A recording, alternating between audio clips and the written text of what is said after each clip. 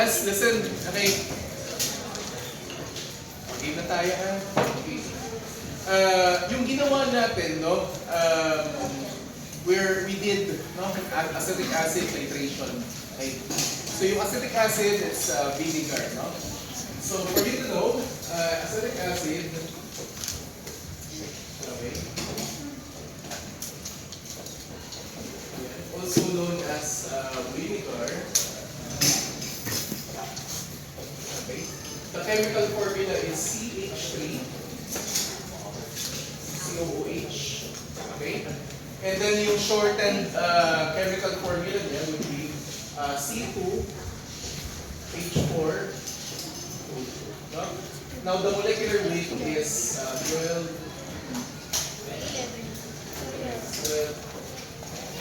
4 times 1, 2 times 16, no?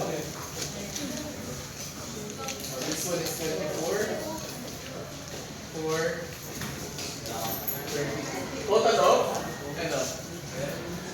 Ano kanyang molecular weight, yung acetic acid? 16 grams per.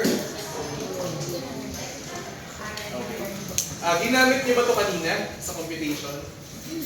Hindi, ano? Yung ano pala, NaOH pala pinagamitan niyo ng molecular weight. No? Okay. Tapos,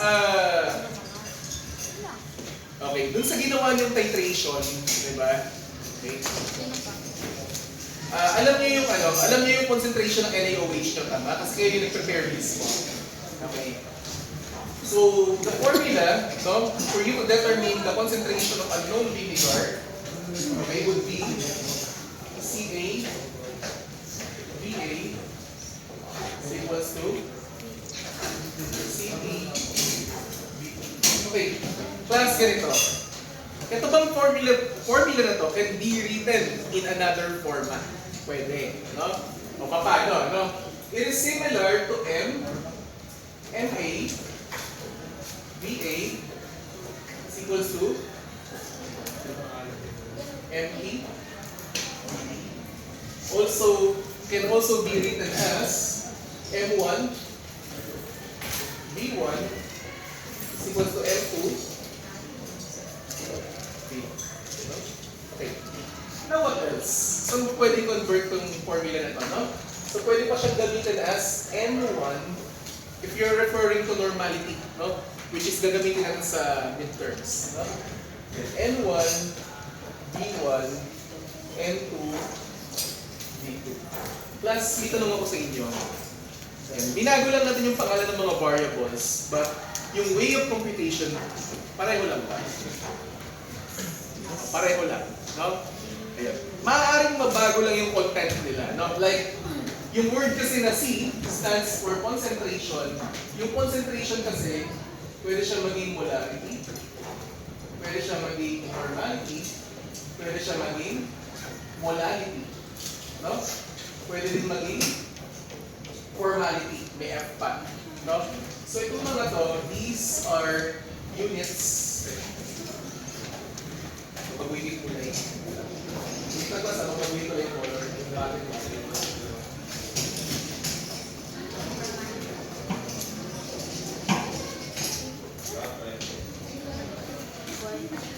mo.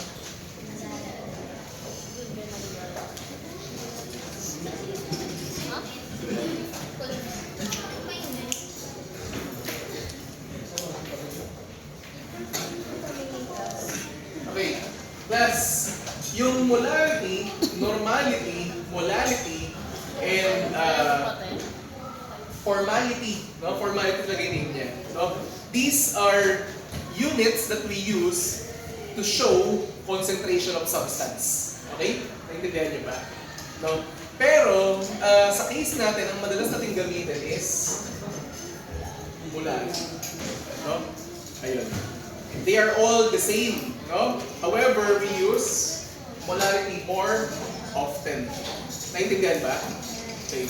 Plus, sino sa inyo nakahabok na ng reagent or were able to use reagent na may nakalagay na letter N? Nakakita na, letter N? Nakalagay 0.1 N. Ibig sabihin po ng N is normality. Okay. Sulat ko ha. Wala palang ano. Wala palang text. Bakit? Yung mga ano. Teka lang, isulat ko po. Okay? Ayan. O, M stands for O. M is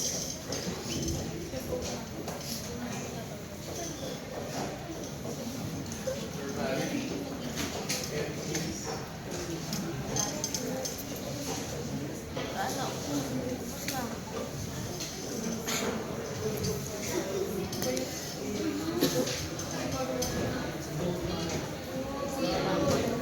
okay ba? Now these are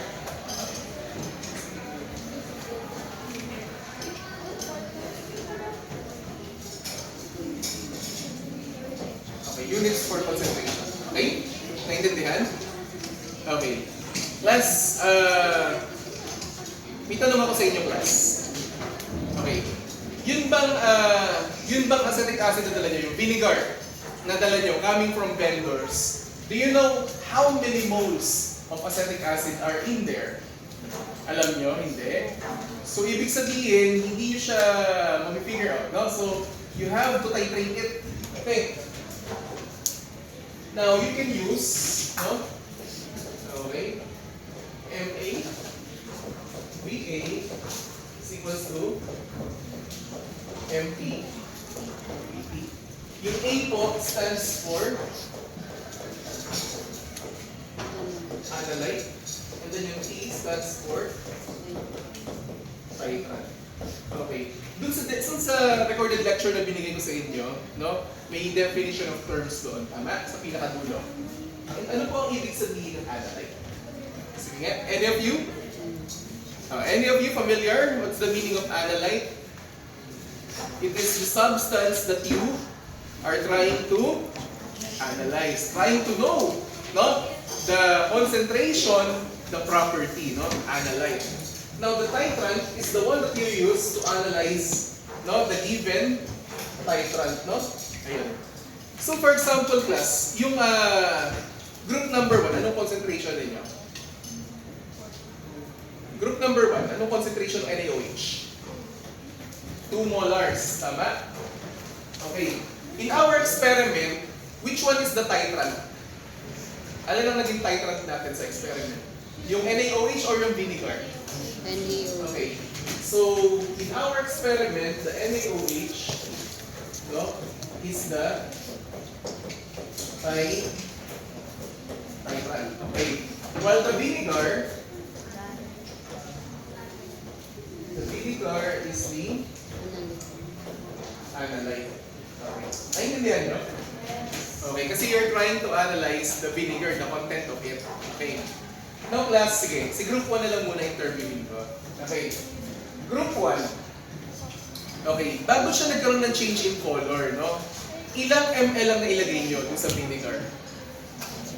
Group number 1, ilang ml po na ilagay nyo bago siya mag-change in ng color? 2 ml? Okay. So yung concentration nyo ng titrant is 2.0 m and you use 2 ml, tama? Okay. And then inside the Erlenmeyer, how many vinegar did you place? Ilang ml? O, lahat tayong ginamit natin ay 20 ml, no? Okay. So, class. Okay. Yung MA natin, M sub A, hindi natin alam yung concentration, tama? Okay. Pero yung VA natin, alam ba natin? Okay. Yung VA natin would be 20. Tama? Okay. Tapos yung MT would be the 2.0. Tapos yung VT would be the 2 ml. Tama? Now, if I'm going to rearrange the formula, no, it would look like this, no?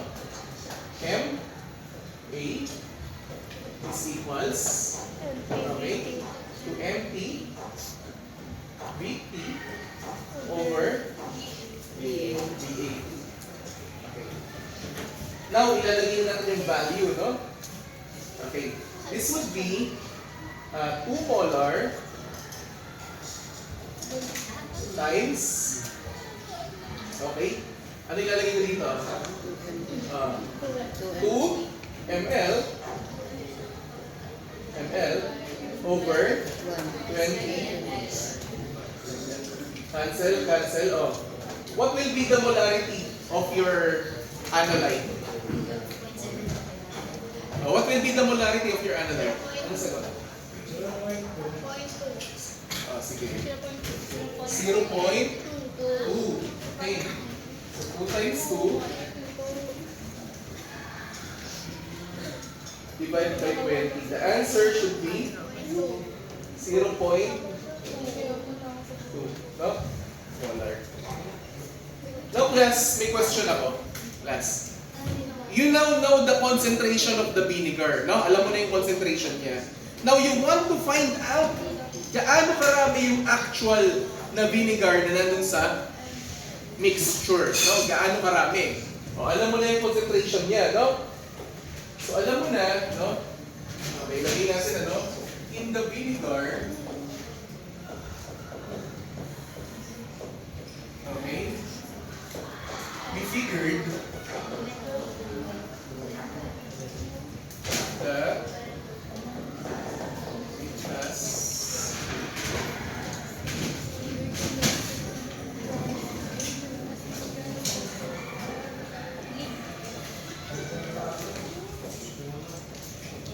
okay, concentration, no? O how we are going to know, no? Paano malalaman kung gaano marami yung actual, no? Class. Okay. Class, dun ba sa vinegar ninyo, ilang ml ulit ang ginamit mo? 20, di ba? Tama. Okay. Now, pwede mo bang malaman yung moles nito? Meron pang 20 ml na ginamit na vinegar. And then, yun ay may 0.2 molarity. So, balik ka sa formula ng molarity, no? Moles per liter. Now, you want to find out how many moles of vinegar were used. Or nandun sa inyong unknown or nasa vinegar, no? Okay. So, reshuffle yung formula. You would have mole molarity times liter, tama? Now, susunod ko dito mole is equals to 0.2 molar. Okay? So, ano ilalagay ko sa liter? Ilang ml ng vinegar ang ginamit? 20. So, 0.2? 0.02. Teka lang. 2 ml lang, di ba? 2 divided by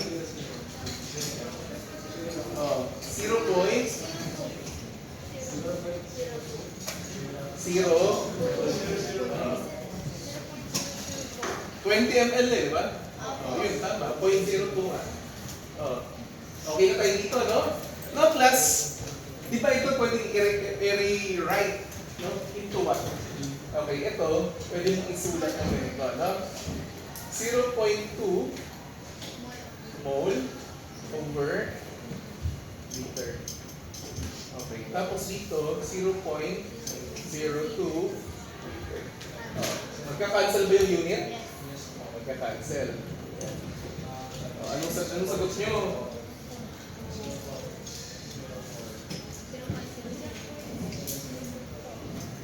Oh, 0.0004. No?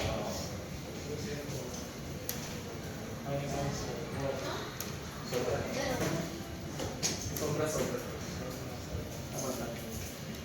Tama. Sobra. Okay. O yan, okay na? 0.004 mole. Okay. Paano mo malalaman kung ilang grams ng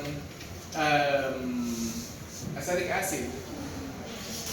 O paano nyo malalaman kung ilang grams ng acetic acid? Meron pang 0.004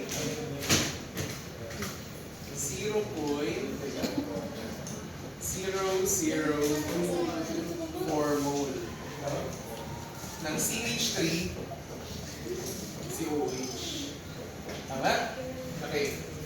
Saan ko yung multiply ito para makuha ko yung grams? Okay, I have to multiply this with the molecular weight. So ano nga yung molecular weight niya ulit? 60, di ba? So 60 grams.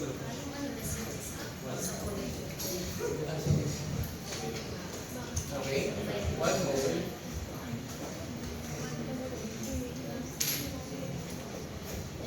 Okay, ayan na. Okay, calculable, di ba? What will be the answer?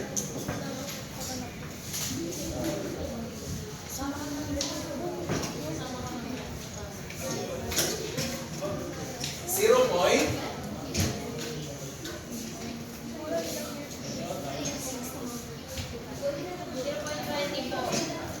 Zero point ano? Anong naburan? Ayaw.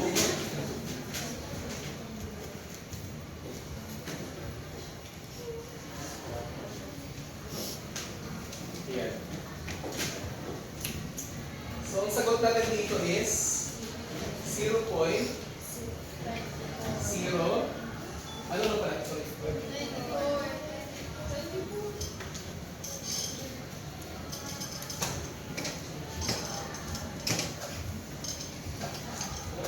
Okay.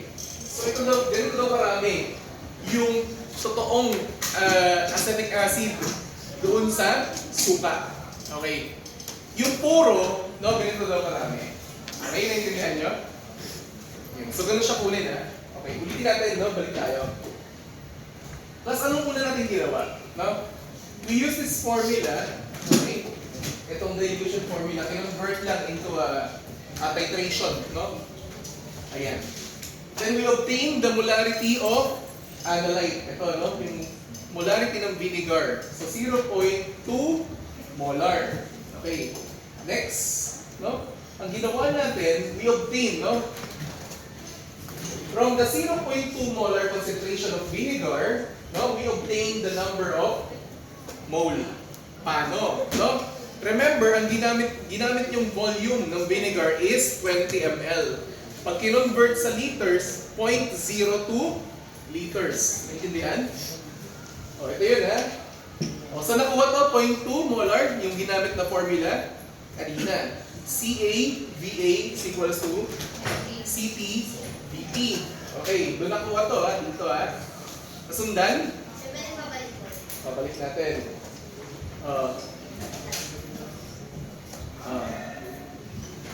Doon nakuha, ha? Dito. Sa ganitong formula nakuha. Okay? 0.2 molar. O, 0.2 molar. Nasundan ko sa nakuha? Sure, ha? Hindi ko na uulitin. Okay, ngayon, we have 0.02 liters, okay, of water. Saan nakuha to? Kasi yung ginamit mo sa vinegar is 20 ml. Nasundan. Okay, nasundan. O, kaya tayo nagkaroon ng 0.004 moles. Number of moles. Plus, for you to be able to convert moles into grams, you need to use, anong tawag mo dito? Molecular weight. Gagamit kayo nito. Minultiply mo yung 0.004 moles of vinegar or acetic acid. Ito yon, yung chemical formula ito, no? Okay? Minultiply sa molecular weight niya. Tapos makukuha lang natin ngayon kung gano'ng marami yung actual grams of vinegar or acetic acid. Plus, nasundan? O what if hindi gramo, volume ang gagamitin natin or volume ang gusto kong malaman? Okay. Saan mo dapat i-multiply ito? Ano yung conversion factor na ginagamit para mag-convert ng mass to volume? Starts with letter D. Density. You need to use the density. Okay, Google nga ninyo. What is the density of vinegar? Sige nga, Google nga ninyo. 1.049. Tama? O sige. Ano? 1 point na. 0, 0. Ba't parang ano? Ang taas na rin yun. Acetic acid. Acetic acid, sorry. Density of acetic acid. Okay. 1.05. Okay. Ayan. So, plus ito ba pwedeng ma-convert sa ml? Pwede, no? So, add tayo. So, 0.24 grams CH3 COOH. Ano ang kanyang density? Multiply ko sa density. Saan ko ilalagay yung grams? Sa taas o ba? Sa baba dapat. 1.05 grams. Sa taas, 1 ml. Answer. Okay. The answer would be 0.23 ml CH3 COOH. Ibig sabihin, ito lang talaga yung puro or actual na vinegar. Teka lang, wait lang, sir. Bakit 0.23? Akala ko ba 20 ml lang ginamit nating vinegar? Ano yung, kung ima-minus natin yung 20 ml, so 20 ml minus 0.23, ano yan? Okay. Anong resulta dito? 19.77 ml. Ano to? Ano yan? Water. Okay, H2O. Yes. Gets nyo? Ibig sabihin pala, dun sa 20, yung 20 na suka na ginamit nyo dun sa sa Erlenmeyer. Ang totoong vinegar doon, alin lang? Ito lang. Yung the rest, water. Gets? Okay. Ang tanong class, pwede ba kayong uminom ng purong vinegar, yung glacial acetic? Bawal. Mamamatay po kayo. Bawal. No? Mamamatay kayo. Okay? So, ibig sabihin, yung kinukonsume pala natin na vinegar, yung suka na nabibili sa grocery, no? Mas marami doon ay water kaysa sa actual na suka. Gets nyo? Ibig sabihin, diluted yun. Matindi ang pagkakadilute doon. Okay? Gets? Okay. Pwede bang malaman kung ilang ppm or ppb? Ng suka. Pwede, no? Kasi ito yung alam natin, di ba? 0.23. So 0.23 ml divided by 20 ml times 10 raised to 6. Sige nga. Ilang ppm? How many ppm? Sige na.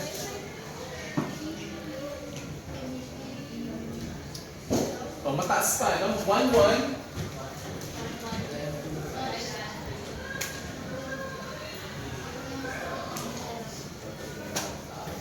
Okay. Gets?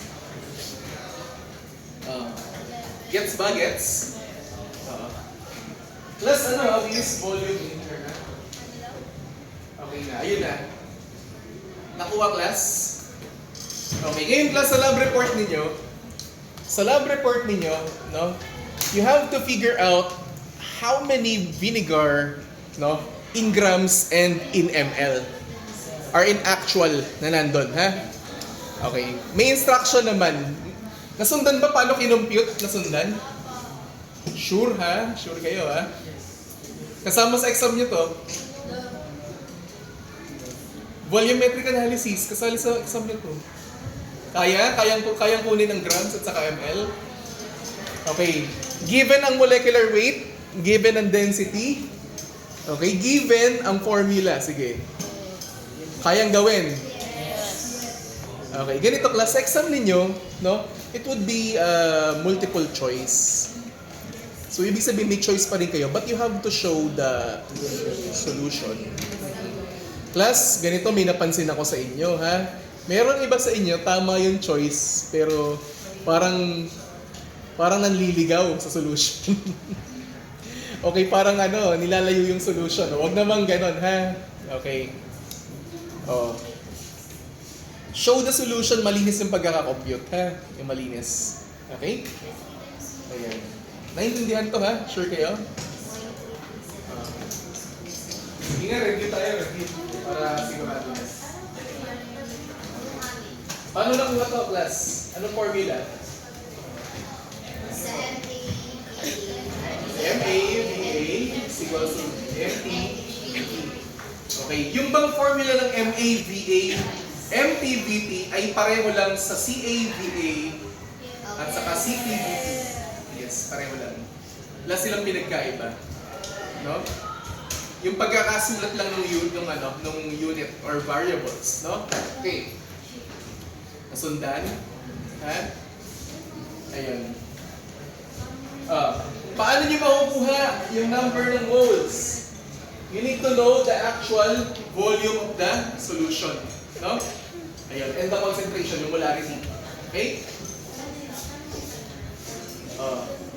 Class, ha? Ito yung naging formula natin. Ha? May questions pa ba? Sir, kapag halimbawa po sa calculate, ang lumabas ko ay ganito, yun na po ba yung pinalagay?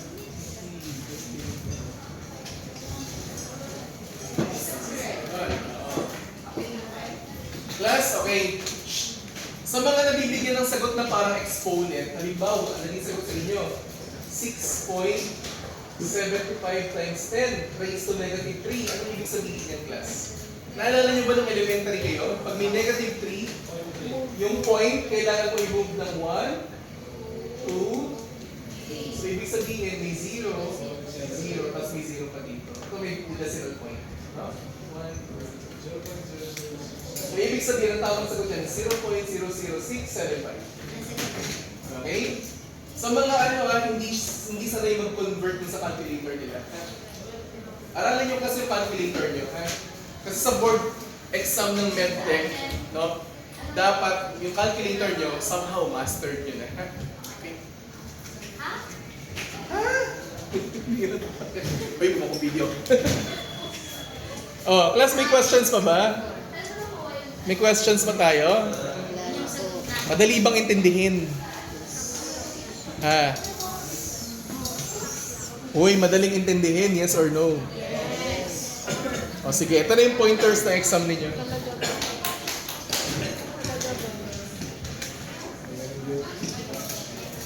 Pointers for your exam. Nasa exam nyo next week, Saturday. Lecture and lab. Okay, for the lecture, 50 items. For lab, 30 items. Class. Okay, to those who are asking me, Kalma. To those who are asking me, okay?